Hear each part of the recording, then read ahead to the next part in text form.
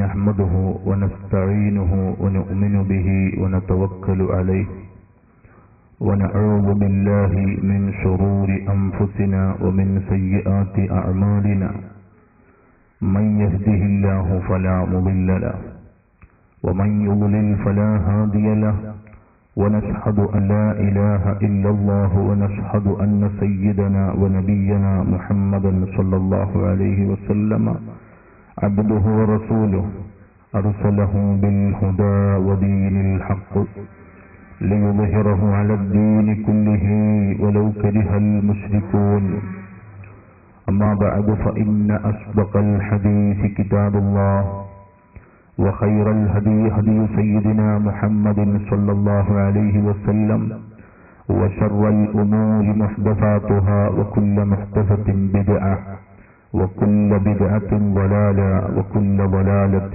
في النار. أعوذ بالله من الشيطان الرجيم. بسم الله الرحمن الرحيم. قد أفلح من تزكى وذكر اسم ربه فصلى بل تؤثرون الحياة الدنيا والآخرة خير وأبقى إن هذا لفي الصحف الأولى صحف إبراهيم وموسى. صدق الله مولانا العظيم وصدق وبلغ رسوله النبي الأمين. نحن على ذلك من الشاهدين الشاكرين والحمد لله رب العالمين. يا سيدي سندي غوثي ويا همدني كن لي ظهيرا على الأعداء بالمدد مدير عرضي وخذ بيدي مدى مددي خليفة الله فينا محي الدين يا محي الدين يا محي الدين يا محي الدين عبد القادر جيلاني.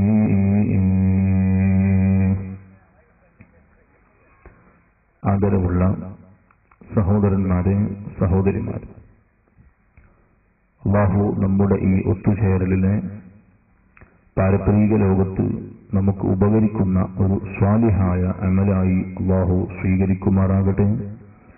ഇരുവീട്ടിലും ഉപകരിക്കുന്ന കാര്യങ്ങൾ പറയാനും പഠിക്കാനും പ്രവൃത്തിപഥത്തിൽ കൊണ്ടുവരാനും അല്ലാഹു നമ്മെ സഹായിക്കുമാറാകട്ടെ. വിശുദ്ധ റമദാനിലെ ഓരോ രാത്രിയിലും അല്ലാഹുവിന് എണ്ണമറ്റ അടിമകളെ നരകമോചിതരാക്കുന്ന ഒരു സ്വഭാവം, ഒരു പ്രവൃത്തി ഉണ്ട്. അല്ലാഹു അങ്ങനെ നരകമോചിതരാകുന്ന അടിമകളിൽ ഒരാളായി അല്ലാഹു ഈ കൂടിയ നമ്മെ എല്ലാവരെയും ഉൾപ്പെടുത്തി തരുമാറാകട്ടെ. ആമീൻ. അല്ലാഹുവിന്റെ ഹബീബായ മുഹമ്മദുർ റസൂലുള്ളാഹി സ്വല്ലല്ലാഹു അലൈഹി വസല്ലം ആ നേതാവിനെ അങ്ങേയറ്റം മഹബ്ബത്ത് വെക്കുന്ന നല്ലവരിൽ അല്ലാഹു നമ്മെ ഉൾപ്പെടുത്തി തരുമാറാകട്ടെ. ആമീൻ ബിറഹ്മതിക യാ അർഹമർ റഹീമീൻ. ഇന്ന് നമ്മൾ ചർച്ച ചെയ്യുന്നത് നല്ല വനിതകൾ നന്മയുടെ നിറകുടങ്ങൾ എന്ന വിഷയത്തെ ആസ്പദമാക്കിക്കൊണ്ടാണ്. ഈ മഹത്തായ ഇൽമിന്റെ സദസ്സിന് മുന്നിൽ ഇതിന്റെ പിന്നിൽ പ്രവർത്തിച്ച ആരെല്ലാമുണ്ട്, സഹകരിച്ചവരാരെല്ലാമുണ്ട്, അല്ലാഹു അവർക്കൊക്കെയും വീട്ടിലും ഖൈറും ബറക്കത്തും നൽകുമാറാകട്ടെ. ആമീൻ. നമ്മളിൽ നിന്നും അവരിൽ നിന്നുമൊക്കെ മരണപ്പെട്ടു പോയ ആളുകളുടെ ഖബറുകളെ അള്ളാഹു സന്തോഷത്തിലാക്കി കൊടുക്കുമാറാകട്ടെ. ആമീൻ. സഹോദരിമാരെ, സഹോദരന്മാരെ, ഈ ഭൂമിയിൽ ഉള്ള എല്ലാ വസ്തുക്കളും അള്ളാഹു സൃഷ്ടിച്ചത് മനുഷ്യ നന്മക്കാണ്. ഭൂമിയിലുള്ള പർവ്വതങ്ങൾ, ഭൂമിയിലെ വൃക്ഷ ജടാദികൾ, അതുപോലെ വാനം മുട്ടി നിൽക്കുന്ന വലിയ വലിയ സൃഷ്ടിപ്പുകൾ, അതുപോലെ അലതല്ലുന്ന കടൽ, എന്തു വേണ്ട എല്ലാം അള്ളാഹു പടച്ചത് മനുഷ്യ നന്മക്കാണ്. വിശുദ്ധ ഖുർആൻ അത് ഉണർത്തി, ഖലഖ ലക്കും മാ ഫിൽ അർളി ജമീഅ, മനുഷ്യരെ നിങ്ങളുടെ ഗുണത്തിനു വേണ്ടിയാണ് ഭൂമിയിലുള്ളത് എല്ലാം നമ്മൾ പടച്ചിരിക്കുന്നത്. മറ്റൊരു ആയത്തിൽ അള്ളാഹു പറയുന്നു, വൽ അർള വദഅഹാ ലിൽ അനാം, ഭൂമിയെ നാം സംവിധാനിച്ചിരിക്കുന്നത് മനുഷ്യ നന്മക്കാണ്. ആകത്തുക മനുഷ്യർക്ക് വേണ്ടിയാണ് ഭൂമിയും ഭൂമിയിലുള്ളതും എല്ലാം അള്ളാഹു പടച്ചിരിക്കുന്നത്. നമുക്ക് പാല് തരാൻ പശുക്കളുണ്ട്, തേന് തരാൻ തേനീച്ചകളുണ്ട്, നമുക്കുള്ള മറ്റു സുഖജീവിതത്തിന് ആവശ്യമായ എല്ലാം തരാൻ ഇവിടെ അള്ളാഹു ഓരോ സബബുകളെ വെച്ചിട്ടുണ്ട്. ഈ ഭൂമിയിലുള്ളതെല്ലാം മനുഷ്യരുടെ ഗുണത്തിനാണ് എന്ന് ഖുർആൻ നമ്മോട് അസന്നിഗ്ധമായി പറയുന്നു.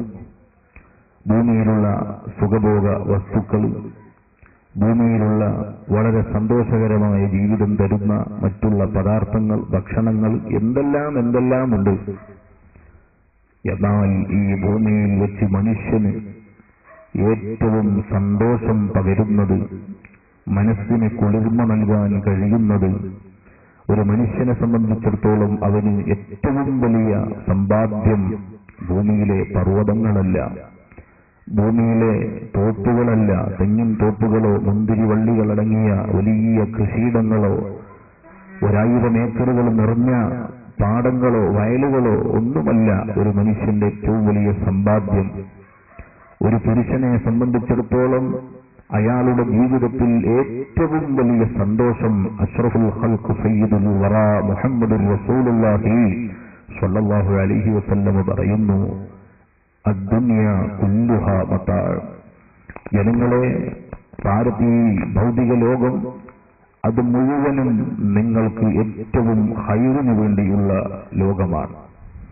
ഈ ഭൂമിയിലൊക്കെയും നിങ്ങൾക്ക് സുഖഭോഗ വസ്തുക്കളാണ് ഇവിടെ നിറയെ ഉള്ളത്, എല്ലാം നിങ്ങൾക്ക് വേണ്ടിയാണ്. പക്ഷേ ഇതിൽ വെച്ച് നിങ്ങൾക്ക് ഏറ്റവും സന്തോഷദായകമായത് അൽ മർഅത്തു സ്വാലിഹ, നല്ല വനിതയാണ് സയ്യിദുനാ മുഹമ്മദുർ റസൂലുള്ളാഹി സ്വല്ലല്ലാഹു അലൈഹി വസല്ലം. സഹോദരന്മാരെ, നിങ്ങളുടെ നിലവാരത്തെ അല്ലാഹുവിന്റെ റസൂല് ഉദാഹരിക്കുന്നത്, പറഞ്ഞു മനസ്സിലാക്കുന്നത് നിങ്ങൾ ശ്രദ്ധിക്കുക. ഭൂമിയിലുള്ളത് മുഴുവനും നിങ്ങൾക്ക് സന്തോഷിക്കാനുള്ളതാണ് ജനങ്ങളെ. കുല്ലുഹാ മതാ, ദുനിയാവ് മുഴുവനും നിങ്ങൾക്ക് സുഖിക്കാനുള്ളതാണ്, നിങ്ങൾക്ക് ഉപയോഗിക്കാനുള്ളതാണ്, നിങ്ങൾക്ക് സന്തോഷത്തിലുള്ളതാണ്. എന്നാൽ അതിൽ വെച്ച് ഖൈറ്, ഗുണമുള്ളത്, ഏറ്റവും നല്ലത് ഏതാണ്? അത് നബി തങ്ങൾ പറയുന്നത് നല്ല വനിതയാണ് എന്നാണ്. അള്ളാഹുവിന്റെ റസൂൽ ഒരു കാര്യം പറഞ്ഞാൽ അത് തെറ്റുകയില്ലെന്നത് നമുക്ക് ഉറപ്പുള്ള ഒരു കാര്യമാണ്. അസ്ദഖുൽ ആണ് നബി തങ്ങൾ, ഏറ്റവും കൂടുതൽ സത്യം പറയുന്ന ആൾ. സ്വാദിഖുൽ മസ്ദൂഖ് സയ്യിദുനാ മുഹമ്മദുർ റസൂലുള്ളാഹി സ്വല്ലല്ലാഹു അലൈഹി വസല്ലം. ഭൂമിയിൽ എല്ലാ സൗകര്യങ്ങളുമുണ്ട്, എല്ലാം നിങ്ങളുടെ സുഖ സൗകര്യത്തിനാണ് എന്ന് പറഞ്ഞു. അതിൽ ഏറ്റവും നല്ലത് സ്ത്രീ ആണെന്ന് പ്രവാചകൻ പറഞ്ഞില്ല, വനിതയാണ് എന്ന് പറഞ്ഞില്ല. ഏതു വനിത? നല്ല വനിത എന്നുള്ള ഒരു പ്രയോഗം അല്ലാഹുവിന്റെ റസൂൽ കൂട്ടിക്കൊടുത്തിട്ടുണ്ട്. വനിത എന്നത് നന്നാവുമ്പോഴാണ് നിങ്ങൾക്കത് നന്നാവുക. വനിത നല്ല വനിതയാവുമ്പോഴാണ് അത് പുരുഷന്മാരെ ലോകത്ത് വെച്ച് ഏറ്റവും വലിയ സമ്പാദ്യമായി നിങ്ങൾക്ക് അത് അനുഭവിക്കാൻ കഴിയുക എന്ന് തന്നെ സയ്യിദുനാ റസൂലുള്ളാഹി സ്വല്ലല്ലാഹു അലൈഹി വസല്ലം പഠിപ്പിക്കുകയാണ്. അദ്ദുനിയ കുല്ലുഹാ മതാ, ദുനിയാവ് മുഴുവനും നിങ്ങൾക്കുള്ള സുഖഭോഗ വസ്തുക്കളാണ്. നിങ്ങൾക്ക് ഇതിൽ വെച്ച് ഏറ്റവും കൂടുതൽ സന്തോഷദായകമായത് സ്വാലിഹത്തായ പെണ്ണ് എന്ന് പറഞ്ഞാൽ, സഹോദരിമാരെ, ആ ഒരു നല്ല വനിത, നാം ആണോ അല്ലയോ എന്നുള്ളതാണ് നാം ശ്രദ്ധിക്കേണ്ടത്. സ്ത്രീകൾ വലിയ ഭാഗ്യം ചെയ്തവരാണ്. അവർക്ക് അല്ലാഹുവിൽ നിന്ന് വലിയ ഭാഗ്യം അല്ലാഹു നൽകിയിട്ടുണ്ട്. കാരണം എന്താണെന്ന് ചോദിച്ചാൽ, ഭാരിച്ച ഒരു ഏർപ്പാടുകളും സ്ത്രീകളോട് ഇസ്ലാം കൽപ്പിക്കുന്നില്ല. യുദ്ധം സ്ത്രീകളോട് ഇസ്ലാം കൽപ്പിക്കുന്നില്ല. അതുപോലെ തന്നെ വെള്ളിയാഴ്ച ദിവസത്തെ ജുമുഅ നിസ്കാരം പരപുരുഷന്മാരുടെ കൂടെ നിസ്കരിക്കാൻ സ്ത്രീകളെ അല്ലാഹു ക്ഷണിക്കുന്നില്ല. അതുപോലെ മറ്റുള്ള ഭാര്യമേറിയതുപോലെ വീട്ടിലെ ചെലവ് നോക്കൽ, മക്കൾക്ക് ഭക്ഷണം കണ്ടെത്തൽ, വല്യമ്മക്കും വല്യപ്പക്കും ഉടുപ്പ് വാങ്ങിക്കൊടുക്കൽ, ഇതിന്റെയൊക്കെ ചുമതല സ്ത്രീകളെ ഇസ്ലാം ഏൽപ്പിച്ചിട്ടില്ല. അതുപോലെ പ്രയാസമായി തോന്നുന്ന ഒന്നും അവളോട് ഇസ്ലാം കൽപ്പിക്കുന്നില്ല. പിന്നെയോ നിനക്ക് ജുമുഅക്ക് പോകാതെ തന്നെ നീ ളുഹ്ർ നിസ്കരിക്കുമ്പോൾ ജുമുഅയുടെ ഫലം അല്ലാഹു നിനക്ക് തരും.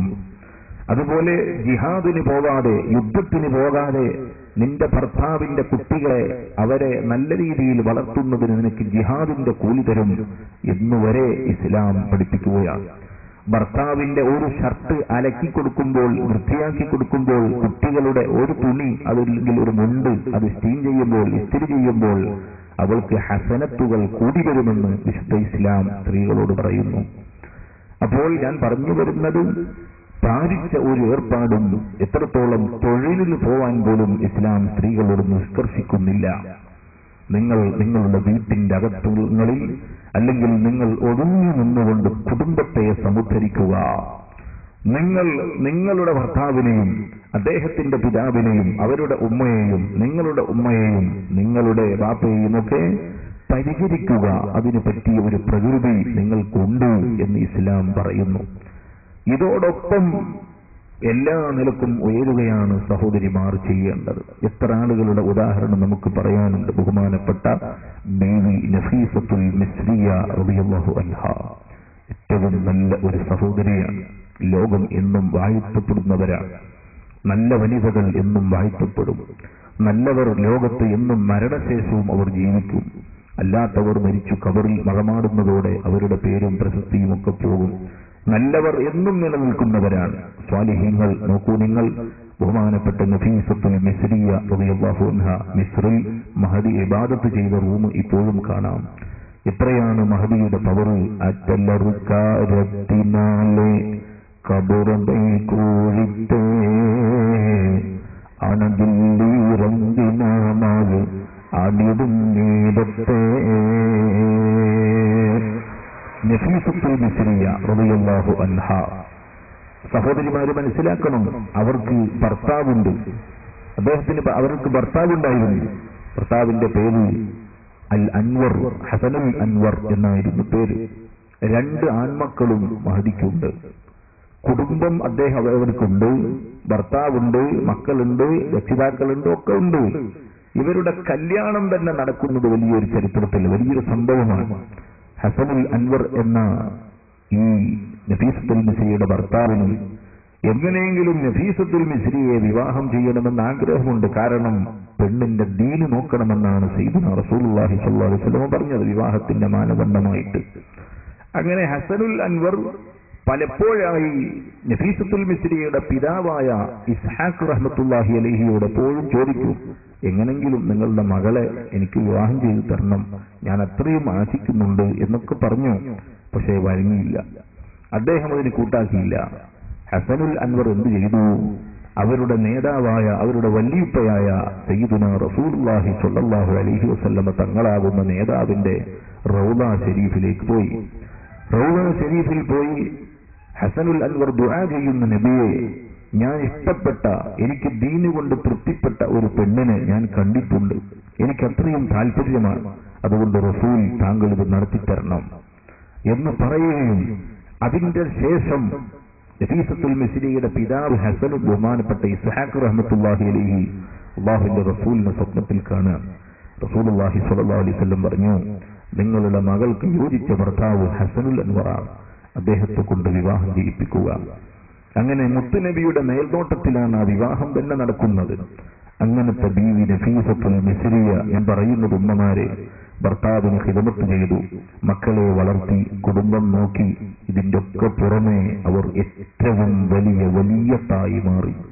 അള്ളാഹുവിന്റെ ഇഷ്ടദാസന്മാർ, ഔലിയാക്കൾ, അവരിൽപ്പെട്ട പ്രഥമ നല്ലൊരു വനിതയാണ് മഹദി. ഇന്നും മഹദിയുടെ പേരിൽ നേർച്ചക്ക് വലിയ പവറാണ്. നഫീസത്തുൽ മിസ്രിയയുടെ നഫീസത്തു മാല അവിടുത്തെ മദ്ഹ് പറയുന്ന കാവ്യമാണ്, കവിതയാണ്. അത് ചൊല്ലിയാൽ എത്രയും വലിയ പ്രയാസമേറിയ പ്രതിസന്ധിയേറിയ പ്രസവങ്ങൾ പോലും നടക്കുകയാണ്.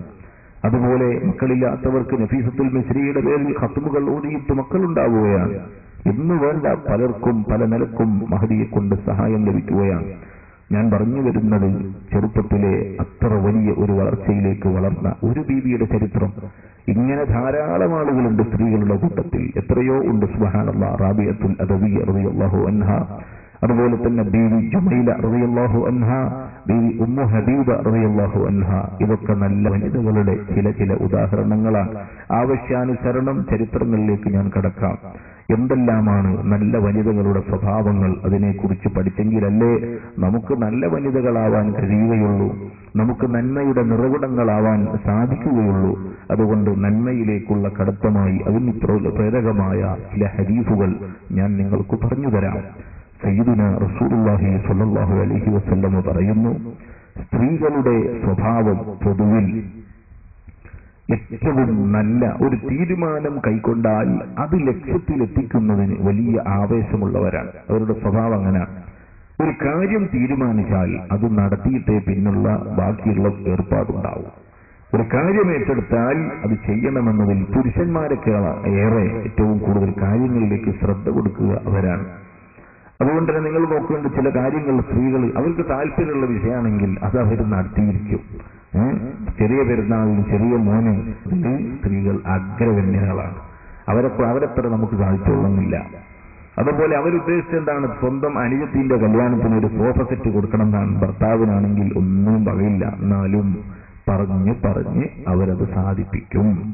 അങ്ങനെ തുടങ്ങി ഒരു ചെറിയ ഉദാഹരണങ്ങൾ. എന്നാൽ ഇതേ രീതി തന്നെ സ്വാലിഹായ അമലിന്റെ വിഷയത്തിലേക്കും സ്ത്രീകൾ കൈക്കൊണ്ടാൽ അവർക്ക് ഏറ്റവും വലിയ സ്ഥാനമാനങ്ങൾ അള്ളാഹുവിന്റെ അടുത്ത് കെട്ടിപ്പടുക്കാൻ കഴിയും. അള്ളാഹു തൗഫീഖ് നൽകുമാറാകട്ടെ.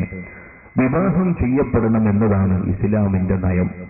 വിവാഹം അത് കഴിക്കാത്തവൻ നമ്മിൽപ്പെട്ടവനല്ല, വിവാഹിത അല്ലാത്തവൾ നമ്മിൽപ്പെട്ടവനല്ല എന്ന് സയ്യിദുനാ മുഹമ്മദ് റസൂലുള്ളാഹി സ്വല്ലല്ലാഹു അലൈഹി വസല്ലം പഠിപ്പിക്കുന്നുണ്ട്. വിവാഹം ചെയ്യപ്പെടണം. വിവാഹം രണ്ടു രീതിയിലുണ്ട്. ചിലർക്ക് വിവാഹം സുന്നത്താകും, ചിലർക്ക് വിവാഹം ചെയ്യൽ നിർബന്ധമാകും. വിവാഹത്തോടുകൂടെയാണല്ലോ കുടുംബത്തിന്റെ തുടക്കം, വിവാഹത്തോടുകൂടെയാണല്ലോ നമ്മുടെ ചേർച്ചയുടെ തുടക്കം.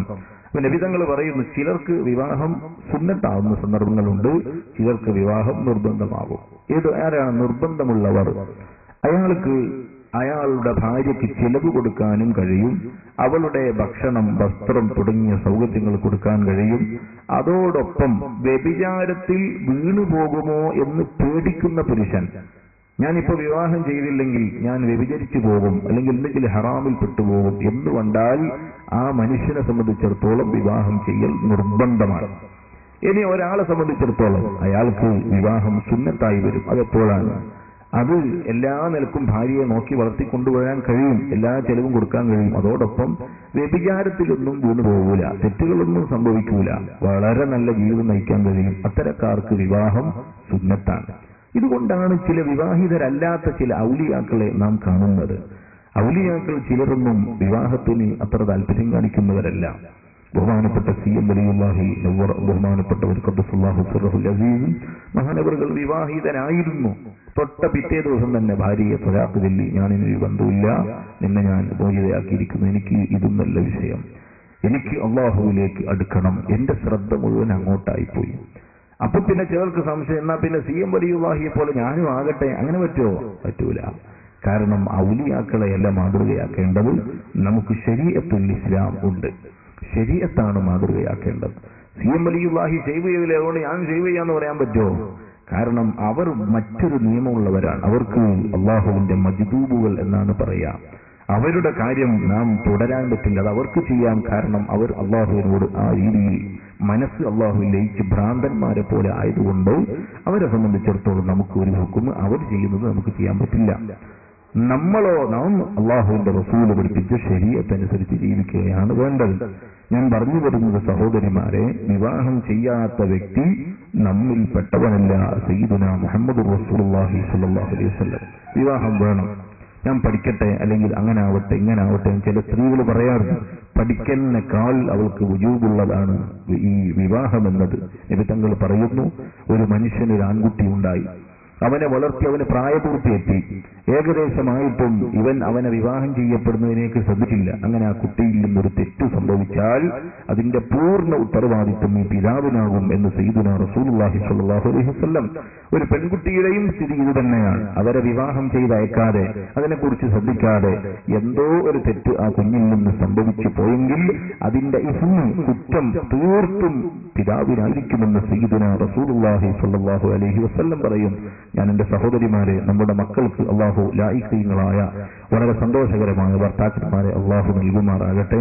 എത്രയോ ആളുകളുണ്ട് പണമില്ലാത്തതിന്റെ പേരിലും, അതുപോലെ നിറമില്ലാത്തതിന്റെ പേരിലും, അതുപോലെ കുടുംബത്തിന്റെ ആസ്തി കുറവിന്റെ പേരിലും, വീട് സ്വന്തമായി ഇല്ലാത്തതിന്റെ പേരിലും എത്രയോ പെൺമക്കൾ 23ഉം 34ഉം ഒക്കെ ആയിട്ട് കല്യാണം കഴിക്കപ്പെടാതെ വീടുകളിൽ കഴിയുന്നവരുണ്ട്.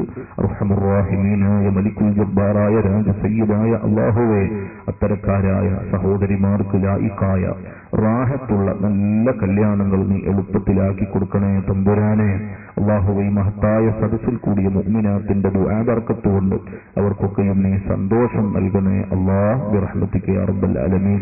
ഞാൻ പറഞ്ഞു വന്നത്, സഹോദരി, ആരൊക്കെയാണ് സ്വാലിഹത്തായ ഭാര്യ, നല്ല വനിത ആരാണ്? അത് പറഞ്ഞു തരേണ്ടത് അല്ലാഹുവിന്റെ റസൂലാണ്. കാരണം നബിയാണ് പറഞ്ഞത്, ദുനിയാവിൽ വെച്ച് ഏറ്റവും നല്ലത് നല്ല പെണ്ണാണ്. അപ്പൊ നല്ല പെണ്ണ് ആരാണ്? അത് നബി തങ്ങൾ തന്നെ പറയണം. ഒരു ഹദീസ് നമുക്ക് കാണാം. നബി സല്ലല്ലാഹു അലൈഹി വസല്ലം പറയുന്നു, മസ്തഫാദൽ മുഅ്മിനു ബഅദ തഖ്വല്ലാഹി ഖൈറൻ ലഹു മിൻ സൗജത്തിൻ സാലിഹാ. നബി തങ്ങൾ ഹദീസ് തുടങ്ങാൻ, മസ്തഫാദൽ മുഅ്മിനു ബഅദ തഖ്വല്ലാഹി. ഒരു മൂമിനായ മനുഷ്യന് അള്ളാഹുവിന് തഖ്വ ചെയ്യുക എന്നതിന്റെ പിറകെ, അള്ളാഹുവിന് തഖ്വ ചെയ്യുന്നതിന്റെ ശേഷം ഒരു മൂമിനായ മനുഷ്യന് ഒന്നും കിട്ടാനില്ല. ഖൈറൻ ലഹു, തനിക്ക് നന്മയായിട്ടൊന്നും കിട്ടാനില്ല.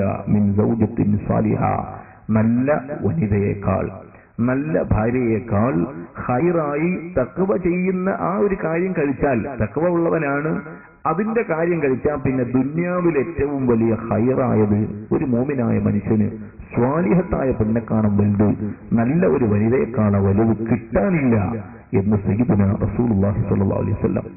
എന്തെല്ലാമാണ് നല്ല വനിതകളുടെ ലക്ഷണങ്ങൾ പ്രവാചകൻ വിശദീകരിക്കുന്നു. ഇൻ അമറഹാ അതാഅതുഹു,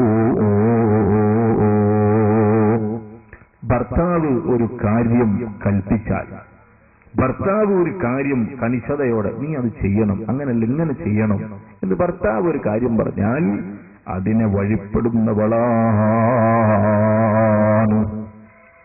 അദ്ദേഹം പറയുന്നതിന് ഒരിക്കലും ഇവൾ എതിരാകുകയില്ല. കഴിവിന്റെ പരമാവധി ഇവൾ അതിനെ അനുസരിക്കുകയാണ് ചെയ്യുക, പുറംതിരിഞ്ഞു നിൽക്കുകയില്ല. ഇവിടെയാണ് സഹോദരി ഒന്നാമത്തെ ലക്ഷണം അല്ലാഹുവിന്റെ റസൂൽ പറയുന്നത്, ഭർത്താവിനെ അനുസരിക്കുക. അദ്ദേഹം പറയുന്നതിന് അക്ഷരാർത്ഥത്തിൽ അനുസരണ ഉള്ള ഒരു സ്വഭാവം സ്ത്രീക്കുണ്ടോ, അവൾ ഒരു നല്ല വനിതയാണ്. ചില സഹോദരിമാരുണ്ട്, ഭർത്താവ് പറയുന്നത് തീരെ മൈൻഡ് ചെയ്യൂല, ആ ഭാഗത്തേക്ക് ശ്രദ്ധിക്കുക തന്നെ ഇല്ല. അദ്ദേഹം ഉണ്ട് ഒരു എന്താ പറയാ, ഒരു പണിക്കാരനെ പോലെ ചിലത് കാണുന്ന സ്വഭാവമുണ്ട്. ഇവിടെ പിന്നെ അങ്ങനത്തെ ഒരു ആരില്ല, എല്ലാവരും സാലിഹീങ്ങളാണ്. അതുകൊണ്ട് ഞാൻ അതിനെക്കുറിച്ചൊന്നും പറയുന്നില്ല. അനുസരണ, അതാണ് ഒന്നാമത്തെ ലക്ഷണം. ഒരു കാര്യം അദ്ദേഹം പറയുമ്പോ അതിനെ എതിർക്കുകയല്ല വേണ്ടത്. പിന്നെയോ അദ്ദേഹം സംസാരിക്കുമ്പോ ആ സംസാരം തീരുന്നത് വരെ തന്നെങ്കിലും ഒന്ന് കാത്തു നിൽക്കണം. ചിലരുണ്ട് എടുക്ക് കത്തി വെട്ട് എന്നും പറഞ്ഞ നാട്ടിലുള്ള ഒരു സ്വഭാവം. പറയുന്ന ആ കാര്യം പറയും, ഒരു ഭർത്താവ് ഒരു വിഷയം പറയുമ്പോ മിണ്ടാതിരിക്കൽ, ഒരല്പം അദ്ദേഹത്തിന്റെ കലാമ്, അദ്ദേഹത്തിന്റെ സംസാരം പൂർത്തിയാകുവോളം ഒന്ന് ശ്രദ്ധാപൂർവം കാത്തു നിൽക്കൽ സ്ത്രീക്ക് സുന്നത്താണ് സയ്യിദുനാ റസൂലുള്ളാഹി സ്വല്ലല്ലാഹു അലൈഹി വസല്ലം. ഭർത്താവ് ഒരു കാര്യം പറയുമ്പോ അതിനേട്ടക്ക് കയറിയിട്ട് സുബ്ഹാനല്ലാഹ്, ചിലർ പറയും തൊള്ളയിൽ കയറി കസാലിടാന്നും പറയും, എന്ന് പറയാൻ സമ്മതിക്കൂല. അപ്പോഴേക്ക് ഇടിച്ചു തട്ടി പറയുന്ന സ്വഭാവം നല്ല വനിതയുടെ ലക്ഷണമല്ല. ഇനി രണ്ടാമത്തെ ശൈലി അല്ലാഹുവിന്റെ റസൂൽ പറയുന്നു,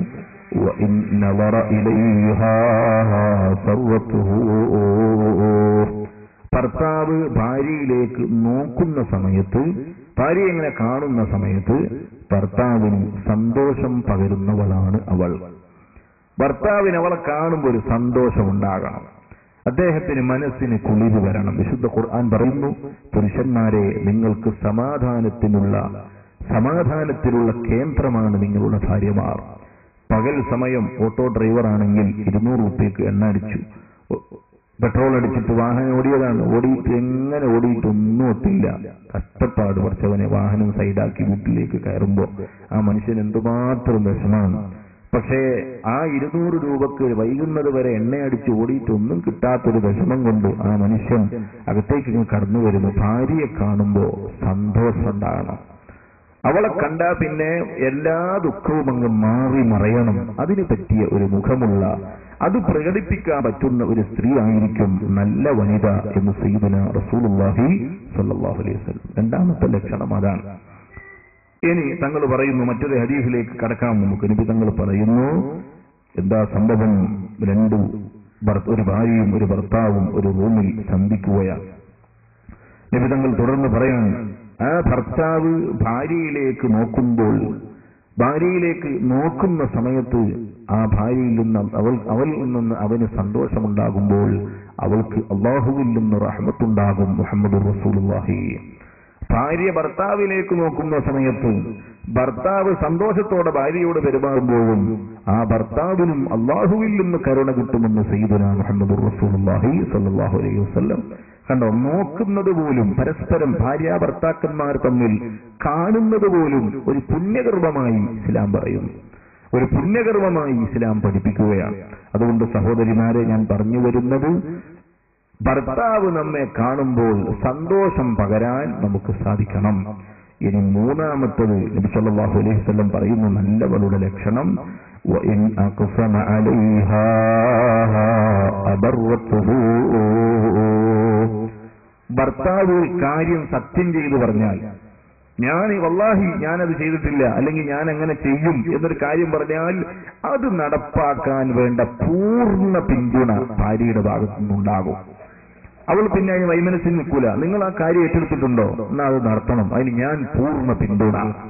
അങ്ങനെയാണ് ചെയ്യേണ്ടത്. ആ ഒരു സ്വഭാവമുള്ള പെണ്ണ് സ്വാലിഹത്തായ പെണ്ണാണ്. ഭർത്താവ് ഒരു തീരുമാനം എടുത്ത് സത്യം ചെയ്ത് പറഞ്ഞു കഴിഞ്ഞാൽ പിന്നെ അതിൽ വല്ലാഹി അനക്കല്ല.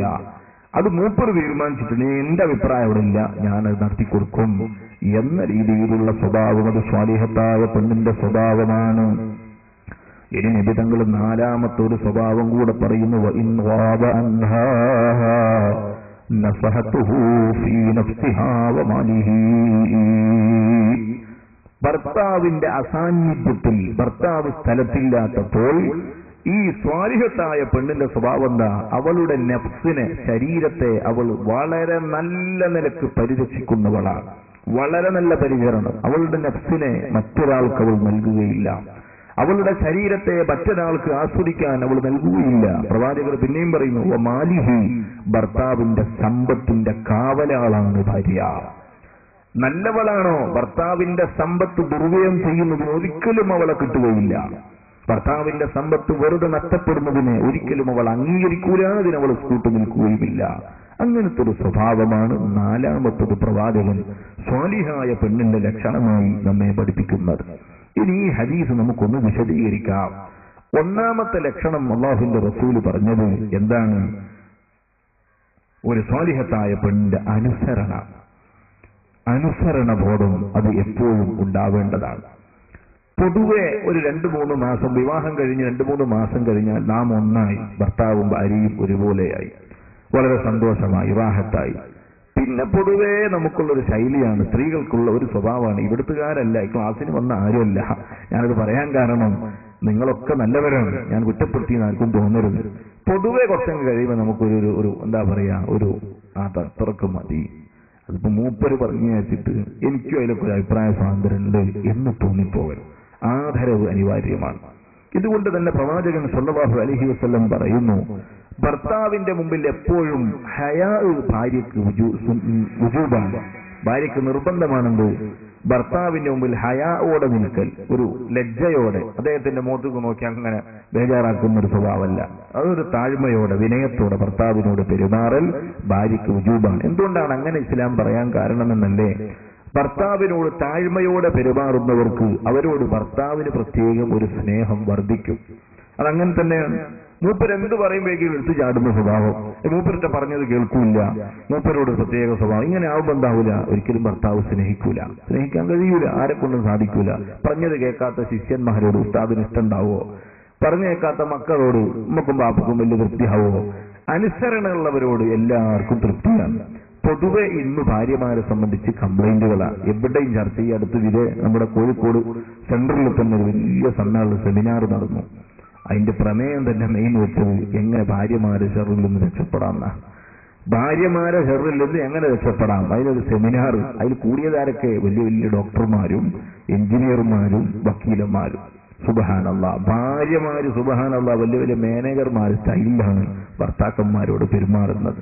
ഈ സ്വഭാവത്തെ അള്ളാഹുവിന്റെ റസൂൽ അംഗീകരിക്കുന്നില്ല. ഇത് പാശ്ചാത്യന്റെ സ്വഭാവമാണ്. നിങ്ങൾ നോക്കിയിട്ട് ചില ഇടങ്ങളിലൊക്കെ റോഡിൽ കാണാൻ ചെറിയ ഫോട്ടോന്റെ അല്ലെങ്കിൽ പരസ്യ ബോർഡുകൾ, അതിൽ ഭർത്താവ് കാണാൻ എല്ലാ സാധനവും കൂടെ കെട്ടിപ്പേറി, അത് പറഞ്ഞാൽ വീട്ടിൽ നിന്നുള്ള സാധനങ്ങളും ആപ്പിളും മുന്തിരി എന്തെല്ലാം വേണം എല്ലാ സാധനവും ഭർത്താവിന്റെ കയ്യിൽ, ഭാര്യ നെളിഞ്ഞു നിൽക്കുന്ന ഒരു ഫോട്ടോ കാണാം. നിങ്ങൾ ശ്രദ്ധിച്ചോന്നറിയില്ല, സ്ത്രീകൾക്ക് ചിലപ്പോൾ തോന്നിയിട്ട് നല്ല അഭിപ്രായം. കാരണം ജോലിയൊക്കെ ഭർത്താവിനും ഇവളിങ്ങനെ നെളിഞ്ഞു നിൽക്കുകയും ചെയ്യാം. മാത്രമല്ല ഭർത്താവ് ചിലപ്പോൾ ഭാര്യന്റെ ബാക്കിലും ഉണ്ടാകുക. സുബ്ഹാനല്ലാഹ്, ഇത് കാണുമ്പോൾ ഇതല്ലേ ശൈലി നല്ലത്? ഒരിക്കലും ഇസ്ലാം അത് അനുവദിക്കൂല. ഭാര്യയ്ക്ക് ഭർത്താവിന്റെ മുന്നിൽ നടക്കാൻ അനുവാദം കൊടുത്തിട്ടില്ല. ചില സന്ദർഭങ്ങളിൽ അത്യാവശ്യ ഘട്ടങ്ങൾ മുന്നേ നടന്നു എന്നതുകൊണ്ട് ബേജാറാകാണ്ട് ആരും. കുറച്ചവനെ അന്ന് വരുമ്പോൾ മൂപ്പരെ മുന്നിൽ പോകുന്നാണല്ലോ, മൂപ്പര് വീട്ടിലാണുള്ളത് എന്ന് വെച്ചാൽ അങ്ങനെ ബേജാറാകണ്ട. ചിലർ അങ്ങനെ ഉണ്ട്. അല്ലാഹുമ്മ സ്വല്ലി അലാ, ഭർത്താവിന്റെ പേര് പറയുന്നത്ര ഗുണമില്ല എന്ന് വയലു കേട്ടപ്പോ അല്ലാഹുമ്മ സ്വല്ലി അലാ മുഹമ്മദിൻ വഅലാ ആലി സയ്യിദിനാ മുഹമ്മദിൻ കമാ സ്വല്ലൈത അലാ കുട്ടികളെ വാപ്പ എന്നൊരാൾ സ്വലാത്തുല്ലീനാണ്. എന്താ കുട്ടികളെ വാപ്പ എന്ന് പറഞ്ഞാൽ മൂപ്പരെ പേര് ഇബ്രാഹിമാണ്. കമാ സ്വല്ലൈത അലാ ഇബ്രാഹിമ ചൊല്ലിക്കൂടാ, കാരണം ഇബ്രാഹിം ഭർത്താവിന്റെ പേരല്ലേ. അപ്പൊ അത് മാറ്റിയിട്ടല്ല കുട്ടികളെ വാപ്പ എന്നൊരാൾ സ്വലാത്തുല്ലീൻ. അല്ലാഹു അലം. ഞാൻ പറഞ്ഞു വരുന്നത് അങ്ങനെ ഇഖ്ലാസ് ആവണ്ട.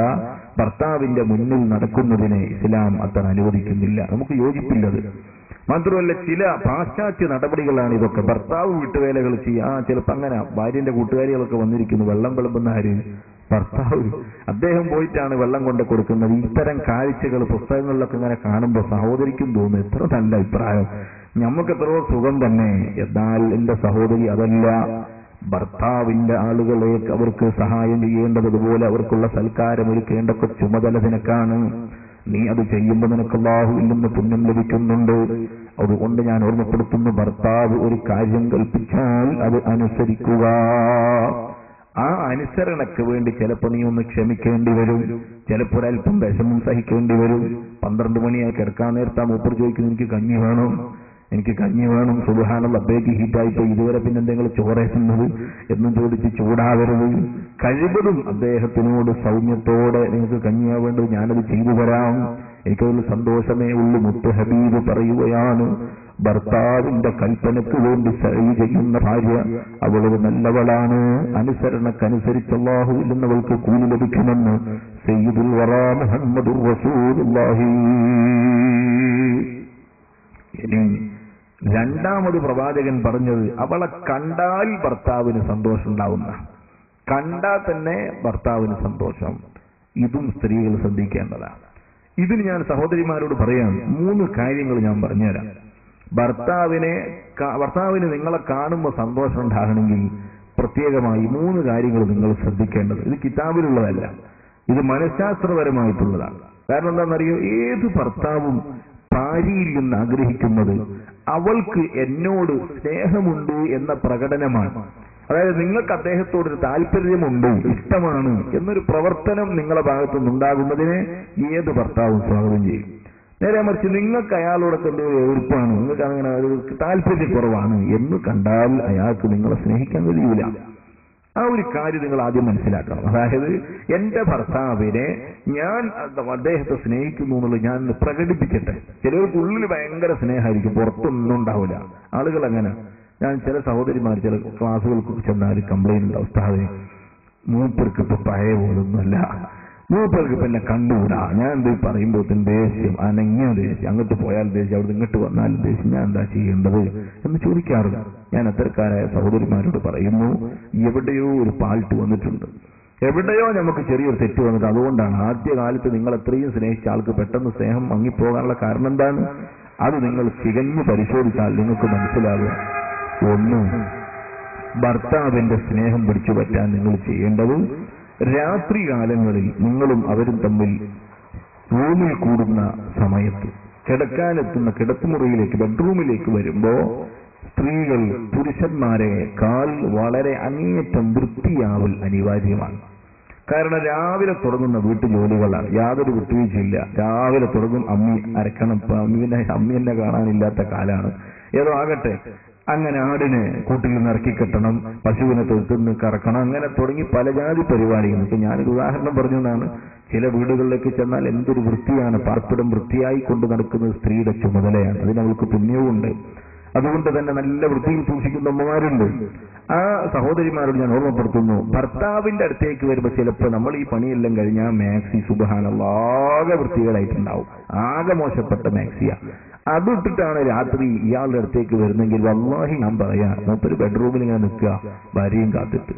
അപ്പൊ വരുന്ന കോലം കാണുമ്പോ സുബ്ഹാനല്ലാഹ് ജലാലു, റബ്ബേ ഇന്നത്തെ രാത്രി വല്ലാത്ത കഷ്ടപ്പാടിലാണല്ലോ, ഇന്നത്തെ രാത്രി എന്റെ നഷ്ടപ്പെട്ടല്ലോ എന്ന് ഭർത്താവ് അപ്പൊ തന്നെ വിലയിരുത്തിപ്പോകും.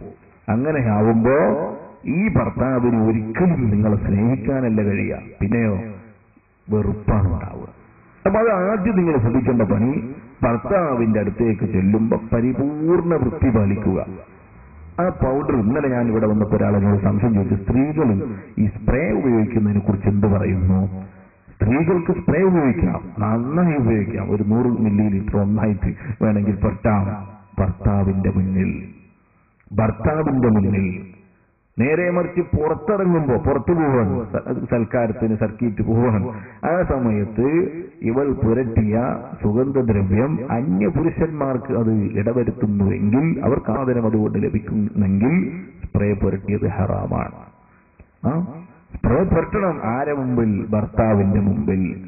ചിലപ്പോൾ ചില സാഹചര്യത്തിൽ ഡോക്ടറുടെ അടുത്തേക്ക് പോവാൻ, ഡോക്ടർ അദ്ദേഹത്തിന്റെ അടുത്തേക്ക് പോകാൻ, അദ്ദേഹം ആണെങ്കിൽ സുബ്ഹാനല്ലാഹ് ഈ കിഴിഞ്ഞ് മുഷിഞ്ഞ വസ്ത്രം കാണുമ്പോൾ ചൂടാകുന്ന ആളാ, പിന്നെ അയാൾ മരുന്നല്ലേ ഇല്ല, അയാൾ വേറെ എന്തെങ്കിലുമൊക്കെ പറയും. അപ്പൊ അത്തരം സാഹചര്യങ്ങൾ സ്ത്രീ ചെയ്യുന്നതിന് കുറ്റപ്പെടുത്തുന്നില്ല. ഞാൻ പറയുന്നത്, ഈ ചിലരുണ്ട് സുബ്ഹാനല്ലാഹ് ഈ സൽക്കാരം കല്യാണം എന്നും പറഞ്ഞുകൊണ്ട് എല്ലാം കൂടെ ഇറങ്ങി പുറപ്പെടുന്നവർ, അത്തരക്കാർ വളരെ ശ്രദ്ധിക്കുക, ഹറാമാണ് ആ ചെയ്യുന്ന ഏർപ്പാട്. നേരെ മറിച്ച് അതേ സ്പ്രേ നിങ്ങളെ ഭർത്താവിന് വേണ്ടി നിങ്ങൾ അടിച്ചാലോ കൂലി കിട്ടുകയാണ്, നിങ്ങൾക്ക് പ്രതിഫലമാണ്. നബിയുനാ മുഹമ്മദുർ റസൂലുള്ളാഹി സ്വല്ലല്ലാഹു അലൈഹി വസല്ലം പറയും, ഭർത്താവിന് വേണ്ടി ഒരുങ്ങുന്നവൾ അവൾ നല്ലവളാണ്, ഭർത്താവിനെ സ്വീകരിക്കാൻ വേണ്ടി നിൽക്കുക. ഇന്നേ വരെ ഒരൊറ്റ സഹോദരി ചെയ്തിട്ടുണ്ടാവില്ല എന്ന് ചിലപ്പോൾ ഞാൻ പറഞ്ഞാൽ തെറ്റൂല. കാരണം അങ്ങനല്ല, അതിപ്പോ ഞാനും മൂപ്പരും തമ്മിൽ എന്ത് നോക്കാനാ, നമ്മൾ തമ്മിൽ ഒന്നല്ലേ എന്നൊരു ചിന്താഗതിയ ഒരിക്കലും പാടില്ല. ഒന്നാണ്, അതിന് തെറ്റില്ല. പക്ഷേ അദ്ദേഹത്തിന്റെ മുന്നിൽ പരിപൂർണ്ണ വൃത്തി പാലിക്കുക. നോമ്പ് കാലത്ത് സുബ്ഹാനല്ലാഹ് സ്പ്രേ പുരട്ടുന്നതിന്റെ വിധി എന്താണ്? ചിലർ അത്തർ പുരട്ടും, നന്നായി പറ്റുന്നു. ഞാൻ ഇന്നലെ മെനിഞ്ഞാന്നിട്ട് ദർസിന്റെ പിരിവിന് വേണ്ടി ചെന്നപ്പോ ഒരു സഹോദരൻ, അദ്ദേഹത്തിന് അറിയില്ലായ്മ കൊണ്ടായിരിക്കാം, ഞങ്ങൾ വന്നു എന്ന് പറഞ്ഞപ്പോ അദ്ദേഹം വീട്ടിൽ നിന്നെല്ലാം കൂടെ ഇറങ്ങി കുളിച്ചു മാറ്റി സ്പ്രേ ഒക്കെ ചെയ്തിട്ട് അദ്ദേഹം സുബ്ഹാനല്ലാഹ് നോമ്പിന് കൂലി പറയും. നോമ്പ് സഹോദരി, അള്ളാഹുവിലേക്ക് നമ്മുടെ കൽബ് അടുത്തതിന്റെ അടയാളങ്ങൾ നമ്മിൽ നിന്നുണ്ടാകണം. ഉദാഹരണമായി ഒരു മഹാൻ, ആ മഹാൻ അള്ളാഹുവിലേക്ക് അടുക്കുമ്പോ അദ്ദേഹം എല്ലാം മറന്നുപോയി. കെട്ടിയ ഭാര്യയെ മറന്നവരില്ലയോ? അതുപോലെ തന്നെ മക്കളെ മറന്നുപോയവരില്ലയോ? സ്ഥലം, ഭൂമി, ഏക്കർ കണക്കിന് ഭൂമി തൊലാക്ക് ചൊല്ലിയവരില്ലയോ? അങ്ങനെ അള്ളാഹുവിലേക്ക് അടുത്തവർക്ക് യോജിച്ചത് അള്ളാഹുവിലേക്ക് കൽബെടുക്കുകയാ വേണ്ടത്. ആ സമയത്ത് ഭൗതിക ആഡംബരങ്ങൾ കഴിയുന്നതും ഒഴിവാക്കണം. എങ്കിലേ തഖ്വയിലേക്ക് അടുക്കാൻ കഴിയൂ. അങ്ങനെ തന്നെയല്ലേ, ഇപ്പുറത്ത് കയ്യും പിടിച്ചു നിന്നിട്ട് അപ്പുറത്തേക്ക് കടക്കാൻ ഒരാളെ കൊണ്ട് കഴിയോ? ഇപ്പുറത്ത് വിട്ടെങ്കിലല്ലേ ഇയാൾക്ക് ഇങ്ങോട്ട് പോരാൻ പറ്റൂ.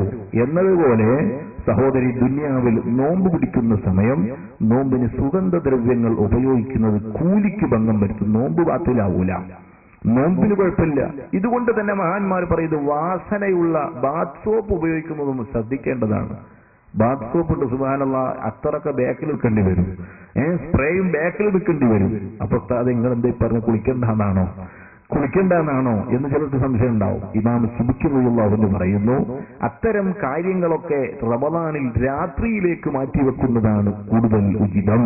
ഇമാം സുബ്കി തങ്ങൾ പറയാണ്. കാരണം എന്താണ്? നോമ്പിന് വല്ല ഫസാദും വന്നെങ്കിലോ കുളിക്കുന്ന സമയം സ്ത്രീകൾ ശ്രദ്ധിക്കണം. കുളിക്കുന്ന സമയം സുന്നത്തായ കുളിയാണെങ്കിൽ, ഇപ്പൊ ഉദാഹരണം ക്ലാസ്സിന് പോവാൻ, അപ്പൊ പിന്നെ ഒന്ന് കുളിച്ച് വൃത്തിയായിട്ട് പോകാം, അതൊരു വൃത്തിയാക്കലിന്റെ കുളിയാണ്.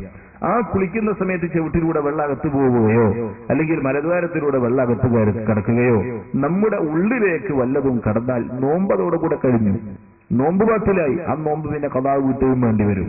അപ്പൊ അത്തരം സാഹചര്യങ്ങൾ വരാൻ ഇടയുള്ളത് കൊണ്ട് സൂക്ഷ്മത ഇമാം സുബ്കി തങ്ങൾ പറയുന്നു, കൂടുതൽ രാത്രിയിലാണ് നല്ലത്. ഞാൻ ഒന്നുകൂടെ പറയാം, മലമൂത്ര വിസർജനം ചെയ്യുന്ന സമയം മലദ്വാരം ശരിക്ക് വൃത്തിയാക്കൽ ഇസ്ലാം നമ്മോട് കൽപ്പിച്ച ഒരു കാര്യമാണ്. അതിനുവേണ്ടി ഒരു സഹോദരി നിർബന്ധമായ ഭാഗം കഴുകുന്നതിൽ അപ്പുറത്തേക്ക് വിരൽ കടക്കുകയോ വെള്ളം കടക്കുകയോ ചെയ്താൽ നോമ്പ് അതോടുകൂടെ കഴിയും, നോമ്പതുകൊണ്ട് ബാത്തിലായി പോകും. ഇതുകൊണ്ട് ഇമാം സുബ്കി പറയുന്നു, രാത്രിയിൽ കാഷ്ടിക്കലാണ് നല്ലത്. നോക്കണം, ഇത് നമ്മുടെ ഉസ്താദുമാരുടെ ആലിമീങ്ങളുടെ സൂക്ഷ്മതയാണ്. ഇതെല്ലാവർക്കും ചെയ്യാനും എല്ലാരോടും കൂടെ ഒരു ഫത്വ തന്നതല്ല. അങ്ങനെ ചെയ്യണമെന്ന് പറഞ്ഞ പണ്ഡിതന്മാരുണ്ട് എന്ന് ഞാൻ സൂചിപ്പിച്ചു മാത്രം. പക്ഷേ ഇയാൾ വന്ന് വേദറിഞ്ഞു നോക്കുമ്പോ കാഷ്ടിക്കണ്ടെന്നും കൂടിയാ പറഞ്ഞു നോക്കുന്നത് എന്ന് തോന്നിപ്പോകരുത് എന്ന് ഞാൻ ഓർമ്മപ്പെടുത്തുന്നു. ഞാൻ പറഞ്ഞു വരുന്നത്, സുഗന്ധദ്രവ്യങ്ങൾ ഉപയോഗിക്കുമ്പോൾ അതേ സ്ഥാനം തന്നെ ബാത്ത് സോപ്പുകൾക്കും ഉണ്ടോ എന്നൊരു സംശയം. അതുകൊണ്ട് സൂക്ഷ്മത അതാ നല്ലത്. പിന്നെ മഗ്‌രിബിന് ശേഷം ഉഷാറായിട്ട് കുളിക്കാം, ലാവിഷായിട്ട് കുളിക്കാം, ഉഷാറായിട്ട്. ആ ഉച്ചക്ക് കുളിക്കാത്തത് മൊത്തം നമുക്ക് മുതലെടുക്കാം. മഗ്‌രിബ് കഴിഞ്ഞാൽ നമുക്ക് എങ്ങനെയും ആവാം. കണ്ടോ നിങ്ങൾ എത്രത്തോളം ഭാര്യ ഭർത്താക്കന്മാർ തമ്മിൽ ബന്ധപ്പെടുന്നതിനെ പോലും അവർ തമ്മിൽ വളരെ സന്തോഷകരമായി പെരുമാറുന്ന ഒരു ഇസ്ലാം എതിർക്കുന്നില്ല. ഖുർആൻ പറയുന്നു, നിങ്ങൾക്ക് നോമ്പിന്റെ ദിവസങ്ങളിലെ രാത്രികളിൽ എല്ലാം നമ്മൾ ഹലാലാക്കി തന്നിട്ടുണ്ട്, പകലിൽ നിങ്ങൾക്ക് അനുവദിക്കൂല. അതുകൊണ്ട് തന്നെ സഹോദരി, നാം സുഗന്ധദ്രവ്യം ഉപയോഗിക്കുമ്പോൾ നോമ്പിന് ഗ്യാരണ്ടി കുറയും, നോമ്പിന് വലിയ സ്ഥാനമാണ്. ഒരു സഹോദരി എത്ര കണ്ട് അമല് നന്നാക്കും, എത്ര കണ്ട് നോമ്പ് നന്നാക്കുന്നോ അത്രയും അവർക്ക് ഗുണമാണ്. നാവ് നിയന്ത്രിച്ച്, കണ്ണ് നിയന്ത്രിച്ച്, വളരെ സൂക്ഷ്മതയിൽ ഇന്ന് രാവിലെ ഈ സമയം വരെ ഒറ്റ വർത്താനം പറഞ്ഞിരുന്നെങ്കിൽ തന്നെ വളരെ അത്യാവശ്യമുള്ള സംസാരം, അതിലൊന്നും തെറ്റില്ല. അങ്ങനെ സൂക്ഷിച്ചു നിന്നാൽ നോമ്പിന് അതിനനുസരിച്ച് കൂലി കൂടും, അതിനനുസരിച്ച് കൂലി കൂടും. നിങ്ങൾ നോക്ക്, ബഹുമാനപ്പെട്ട സൽമാൻ ദാറാനി റഹ്മത്തുള്ളാഹി അലൈഹി, അദ്ദേഹം വലിയ മഹാനാണ്. അദ്ദേഹം ഒരു ശക്തിയായ ചൂടുള്ള ദിവസം നോമ്പെടുത്തു. ചൂട് കഠിനമാകുന്ന സമയത്ത് നോമ്പെടുക്കുമ്പോ ആ നോമ്പിന് കൂലി പിന്നെയും കൂടും, ആ നോമ്പിന് പിന്നെയും കൂലി കൂടും. അതുകൊണ്ട് സൽമാനുദ്ദാറായി തങ്ങൾ മഹാനവറുകൾ നോമ്പെടുത്തു നോക്കുമ്പോ ശക്തിയായ ചൂടാണ്, ഒരു നിലക്കും പിടിച്ചു നിൽക്കാൻ കഴിയില്ല, ദാഹം സഹിക്കാൻ കഴിയില്ല.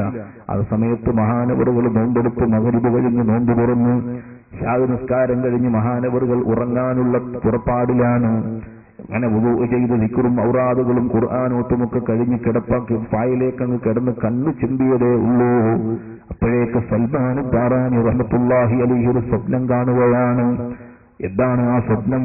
സുബ്ഹാനല്ലാഹ്, ഒരു വലിയ കച്ചവടക്കാരൻ, വലിയ മുതലാളി, അയാളിങ്ങനെ വന്ന് ഇറങ്ങുകയാണ് മഹാനവറുകളെ മുമ്പിൽ നിന്നിട്ട് ചോദിക്കുന്നു, അത്തബീഉ സവാബഹാ വൽ യൗം, ഇന്നത്തെ ദിവസത്തെ നോമ്പിന്റെ പ്രതിഫലം വിൽക്കുമോ?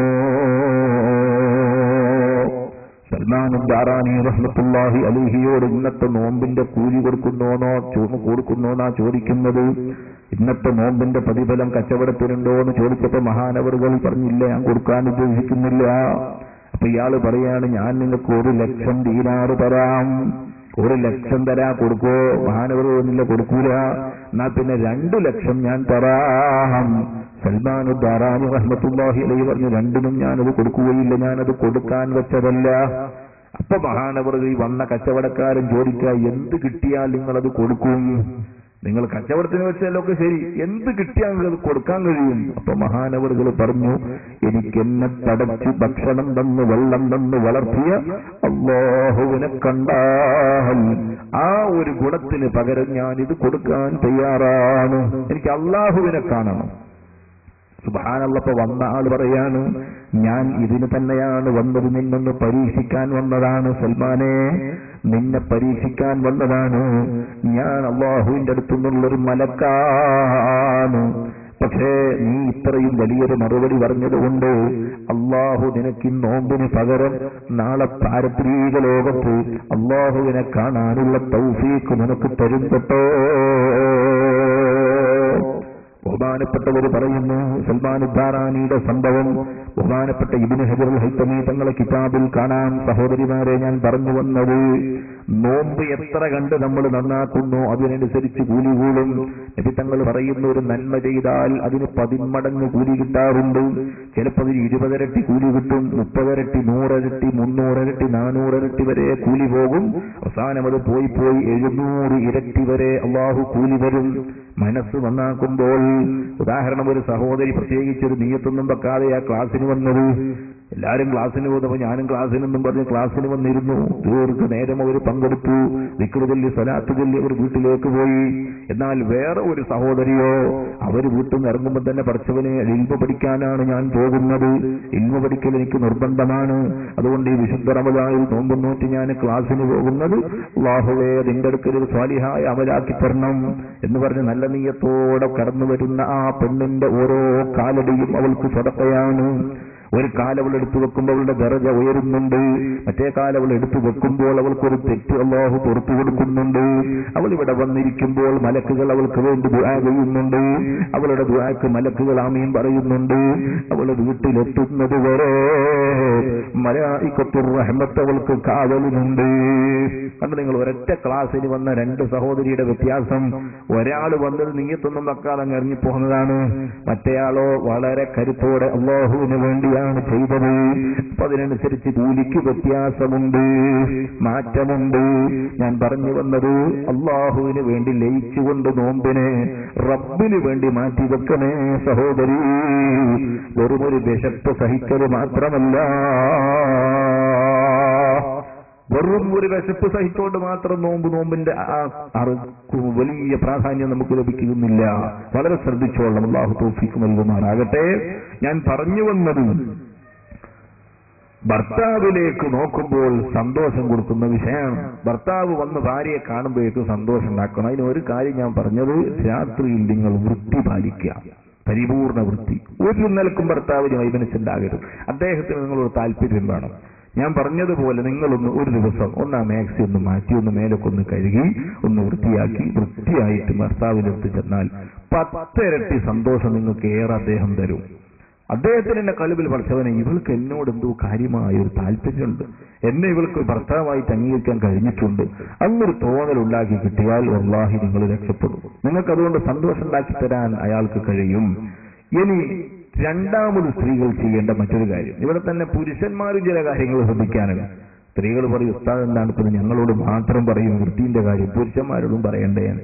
പുരുഷന്മാരും ശ്രദ്ധിക്കേണ്ടത്. ചിലരുണ്ട് ഈ സിഗരറ്റിന്റെ കറ, സുബ്ഹാനല്ലാഹ്, സിഗരറ്റ് ഒരുത്തം വലിച്ചിട്ടാണ് 2 മീറ്ററോളം അതിന്റെ അടുത്തേക്ക് പോകാൻ തന്നെ കഴിയില്ല, അത്രയും കടുപ്പാണ്. എന്നാളിപ്പോ ഒരാൾ എന്നോട് പറഞ്ഞു ഉസ്താദ് നോമ്പ് തുറക്കുമ്പോൾ ഒറ്റ കയ്യിൽ കാരക്കയും മറ്റേ കയ്യിൽ സിഗരറ്റും പിടിച്ചാൽ നിൽക്കുന്നത്, അതായത് കാരക്കൊണ്ട് നോമ്പെടുക്കുക പിന്നെ ബാക്കി സിഗരറ്റ് ഉണ്ടാക്കാം. ഈ രീതിയിൽ എത്രയും സിഗരറ്റ് പ്രിയന്മാരും കൂടുതലുണ്ട്. അത്തരക്കാരോട് ഓർമ്മപ്പെടുത്താണ് സഹോദര, ഒരിക്കലും ഭാര്യയ്ക്ക് ശല്യമുള്ളത് നിന്റെ അടുത്തുനിന്നുണ്ടായിക്കൂടാ. ജോലി കഴിഞ്ഞ് ഒന്ന് വൃത്തിയാവുക, ഭാര്യയ്ക്ക് വേണ്ടി ഒന്ന് ഒരുങ്ങുക. ഇബ്നു അബ്ബാസ് റളിയല്ലാഹു അൻഹു പറയാണ്, ഞാൻ എന്റെ ഭാര്യയ്ക്ക് വേണ്ടി വൃത്തിയായിട്ട് ഒരുങ്ങും, ഭാര്യ എനിക്കും വേണ്ടി വൃത്തിയാവും. അതുകൊണ്ട് ഞങ്ങൾ തമ്മിൽ വലിയ സന്തോഷമാണ്, ഇഷ്ടമാണ്. എന്നും ഈ വൃത്തി പാലിക്കുന്നത് നമ്മുടെ സ്നേഹവർദ്ധനവിന് അത് കാരണമാകും. അതുകൊണ്ട് സഹോദരി, നിന്റെ ഭർത്താവിന് നിനക്ക് സന്തോഷം കൊടുക്കാൻ കഴിയും. അതാണ് ഞാൻ പറഞ്ഞു വന്നത്.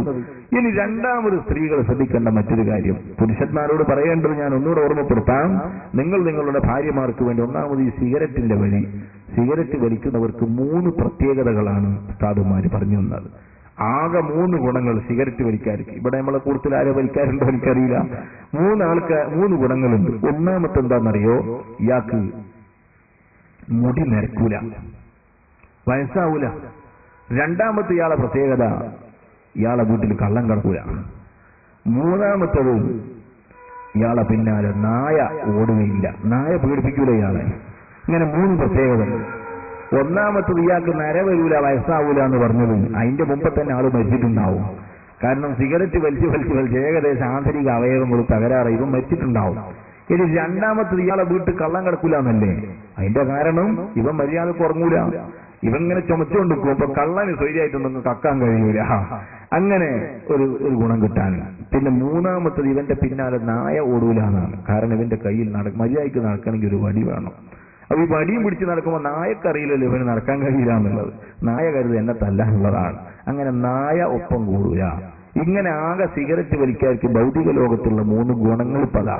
ഏത് ഗുണങ്ങൾ? ദൂഷ്യഫലങ്ങൾ ഇഷ്ടം പോലെ, ഗുണങ്ങൾ ഇതാണുള്ളത് വളരെ നല്ല ഗുണങ്ങളുമാണ്. അതുകൊണ്ട് ശ്രദ്ധിച്ചോളൂ വലിക്കാർ. ഞാനിപ്പോ പറഞ്ഞു വന്നത് ഈ ബീഡി വലി, പുകവലി കാരണം ഭാര്യമാർ കഷ്ടപ്പാട് സഹിക്കുകയാണ്. അതുപോലെ തന്നെ മദ്യം ഉപയോഗിക്കുന്നത് അള്ളാഹുവെ കാത്തുരക്ഷിക്കണേ തമ്പുരാന്. അധിക ചെറുപ്പക്കാരികളിൽ നിന്ന് കഷ്ടപ്പാടുകൊണ്ട് ഭർത്താവിന്റെ കല്ലുകുടി സ്വഭാവം മാറണേ എന്ന് കരുതി മുസ്ലിമീങ്ങളല്ല, മുസ്ലിമീങ്ങൾ പെണ്ണുങ്ങൾ കരയുന്ന കാലം അള്ളാഹു നന്നാക്കി കൊടുക്കട്ടെ.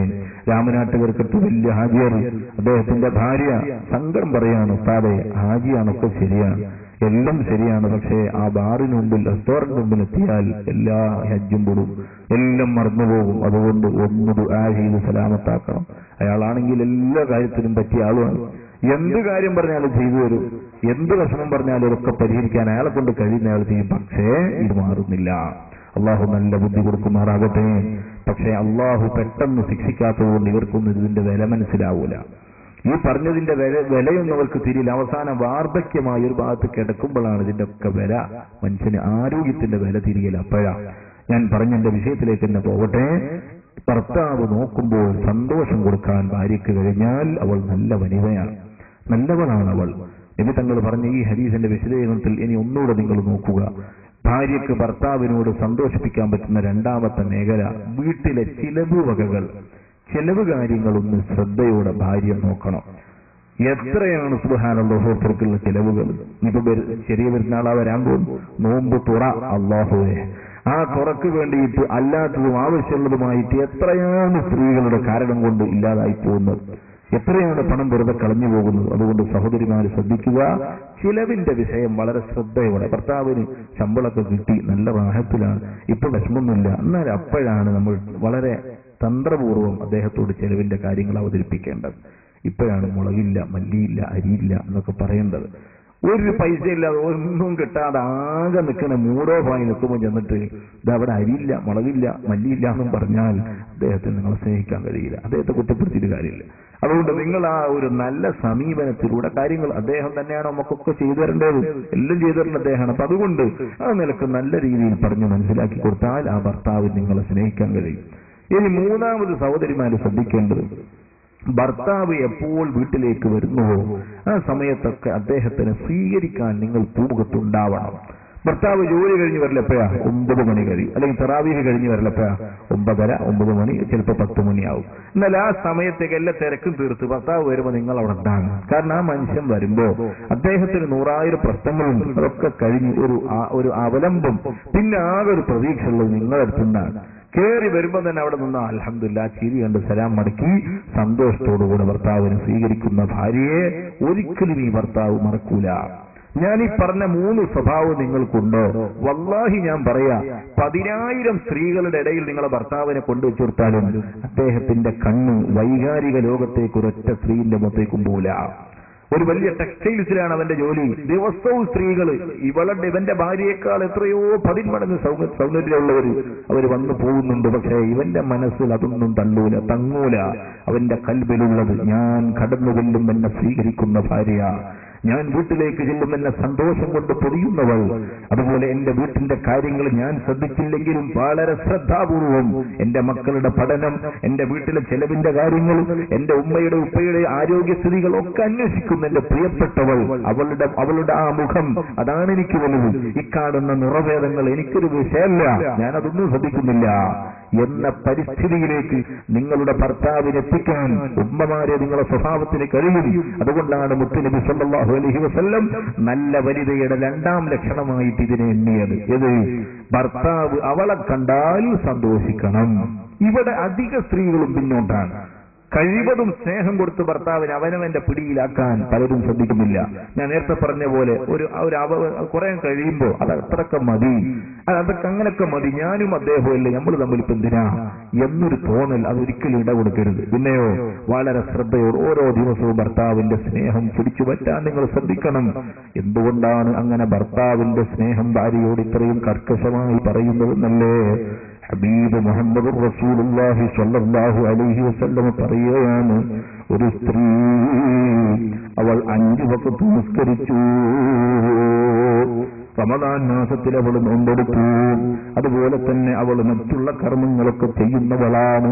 അതോടൊപ്പം അവൾ മരിക്കുന്ന സമയം അവളുടെ ഭർത്താവിന്റെ പരിപൂർണ തൃപ്തി അവൾക്ക് ലഭിച്ചിട്ടുണ്ടോ എങ്കിൽ അവൾ നാളെ പാരത്രിക ലോകത്ത് വരുമ്പോ അള്ളാഹു അവളോട് പറയുകയാണ്, നിസ്കരിച്ചിട്ടുണ്ട് നീ, നോമ്പെടുത്തിട്ടുണ്ട് നീ, സൽക്കർമ്മങ്ങളൊക്കെ ചെയ്തിട്ടുണ്ട്, അതിന്റെ ഒക്കെ പുറമേ നീ നിന്റെ ഭർത്താവിന്റെ പൊരുത്തമുള്ളവളാണ്.